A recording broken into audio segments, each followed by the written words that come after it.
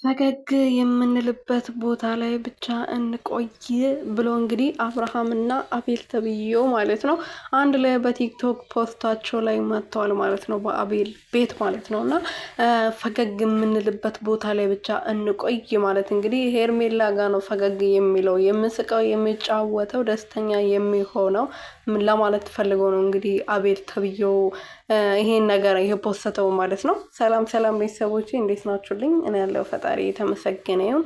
በያላችሁበት ሰላማችሁ ብዝት ትረፍረፍ ይበልልኝ።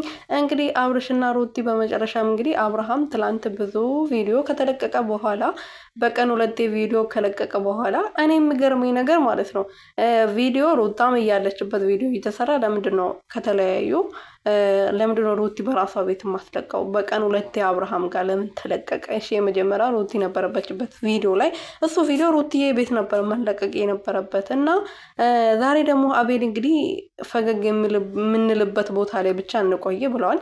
ፈገግ የሚሉበት እንግዲህ ከሄርሜላ ጋር ሲላላጡ ሲስቁ ምናምን ነውና ሄርሜላ ደግሞ ለጊዜ ማሳለፊያቸው መደበሪያቸው ነች እና የሆነ ቦታ ሄዳችሁ ተዝናንታችሁ ምናምን ያ ቦታ ከሰለቻችሁ ትሄዳላችሁ አይደለ? ወደ ሌላ ቦታ ምናምን ትቀይራላችሁ። ደጋግማችሁ አንድ ቦታ ሄዳችሁ አትዝናኑም እና አብርሃምም እንደዛ ነው። ሄርሜላ ጊዜ ማሳለፊያው መደበሪያው ነች። እውነተኛ ፍቅሩ ትዳሩ ሩትዬ ነች። ይሄን በደንብ እናውቃለን ሁላችንም።